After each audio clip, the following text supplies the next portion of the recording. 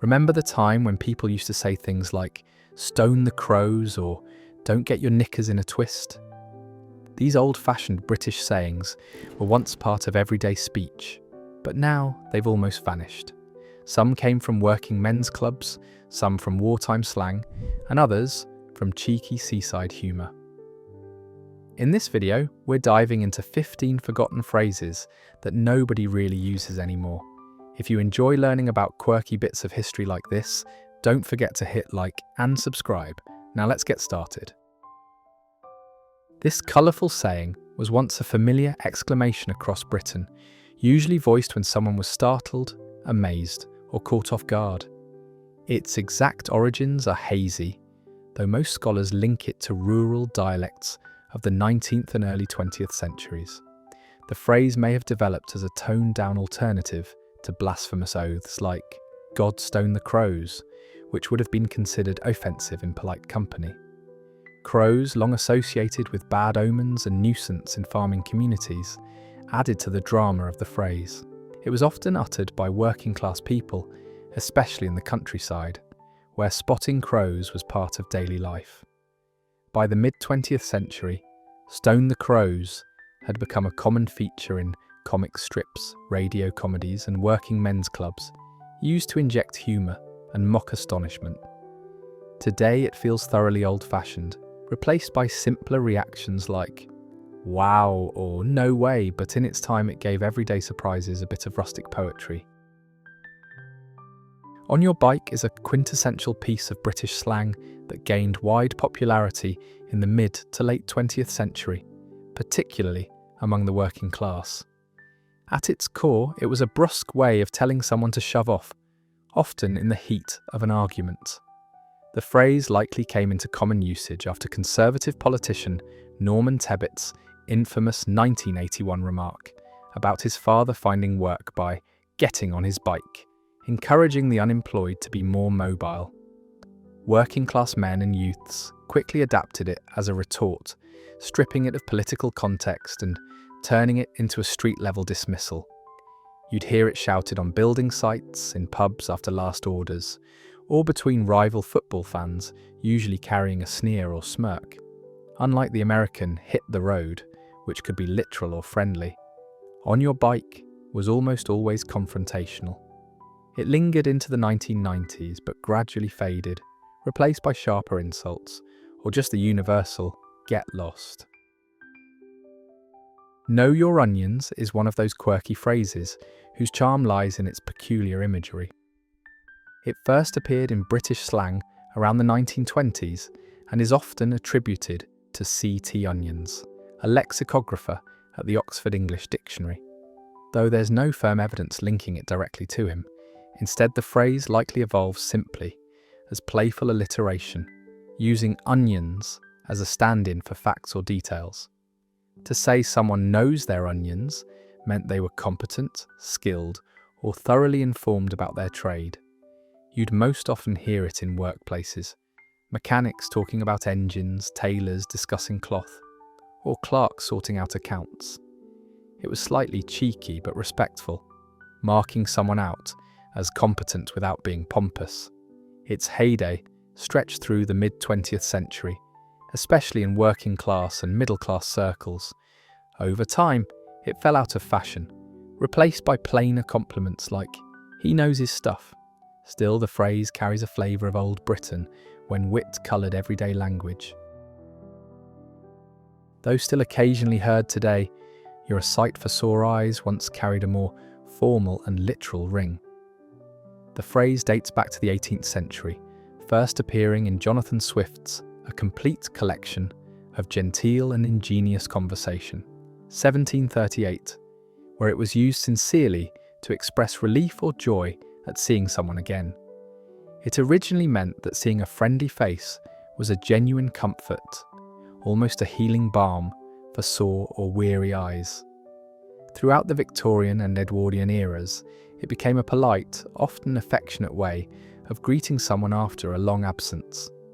By the mid-20th century, however, it took on a slightly more casual, even flirtatious edge, especially in films and novels. Housewives might say it to their husbands returning from work, while servicemen used it warmly after long postings.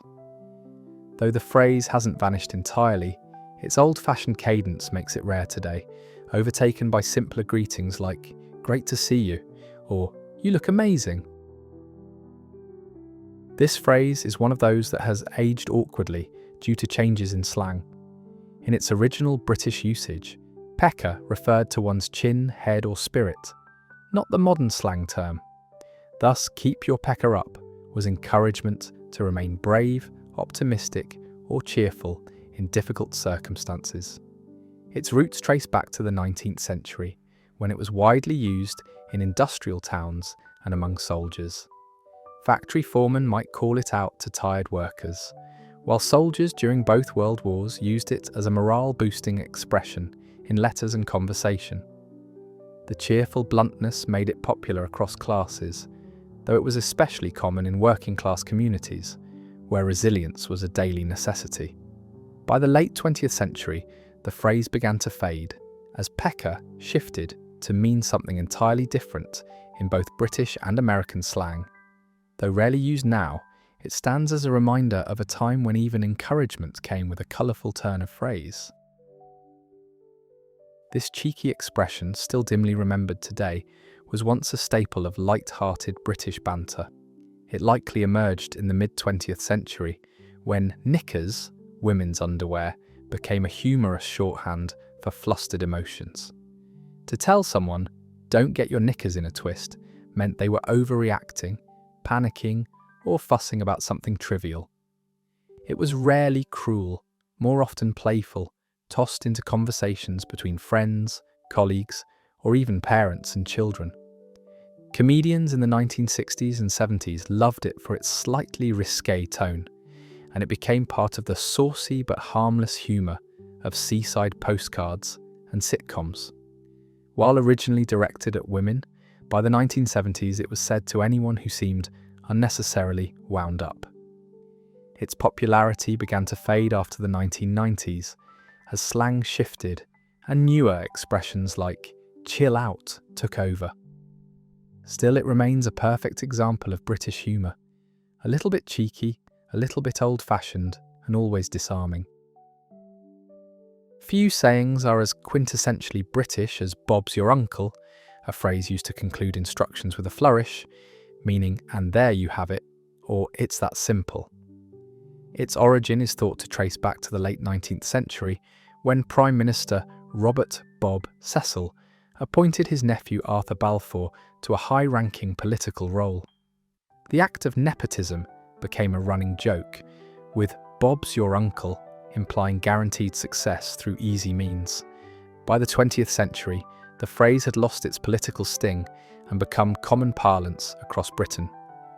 Working-class parents often used it when explaining something to their children, while shopkeepers or mechanics threw it into everyday speech to signal a task was straightforward. By the 1950s, it had become part of Britain's national linguistic furniture, appearing in radio shows, novels, and newspapers.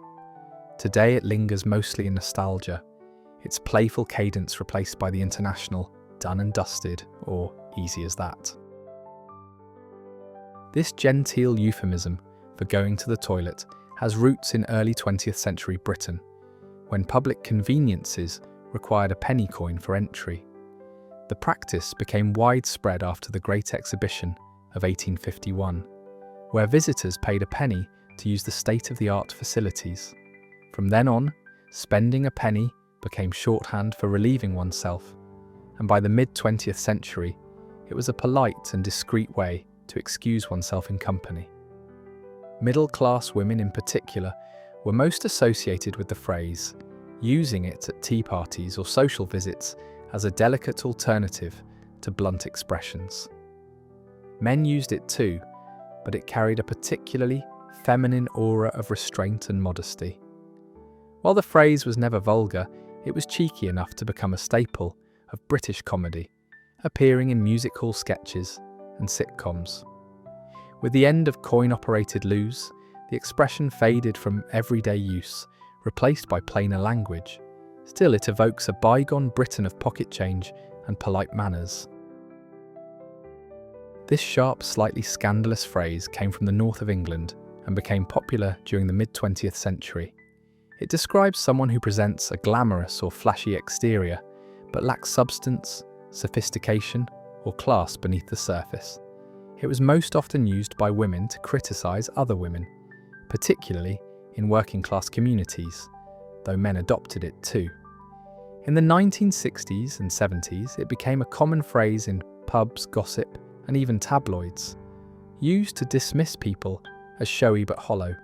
The expression thrived in the era of miniskirts, perms, and bold fashion choices, when appearances often became a battleground for social commentary. While undeniably humorous, it carried a bite, signalling envy or disdain as much as amusement. Over time, the phrase slipped away, replaced by newer slang like all talk, no action. Still, its cheeky bluntness captures the wit of northern speech.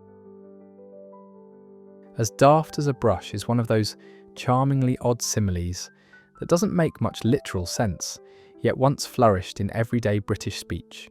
The phrase, common in the north of England, simply meant someone was extremely silly, foolish, or lacking common sense. The comparison to a brush is unclear, though some suggest it comes from the image of chimney sweeps' brushes, which flailed about wildly and were mindless objects. Others link it to the old Yorkshire dialect, where brush meant fox's tail, again implying something comically useless. Either way, it was a warm, almost affectionate way of calling someone daft. You'd hear it from grandmothers scolding mischievous children, friends mocking each other's mistakes, or co-workers poking fun at a colleague. It carried no real malice and was part of Britain's long tradition of playful understatement. Though rarely heard now, it lingers in regional memory, a reminder of the humour in everyday foolishness. A load of codswallop is one of those delightfully odd British phrases used to dismiss something as complete nonsense. Its origins are debated, but the most popular theory links it to Hiram Cod, a 19th century soft drink maker who patented a bottle design for fizzy drinks. Wallop was a slang term for beer, so beer drinkers derisively called Cod's fizzy pop codswallop, a weak alternative to ale. Over time, codswallop became detached from its literal meaning and evolved into a general term for rubbish talk or absurd ideas. By the mid-20th century, it was a staple of working-class speech, popularised further by TV shows and comedy acts.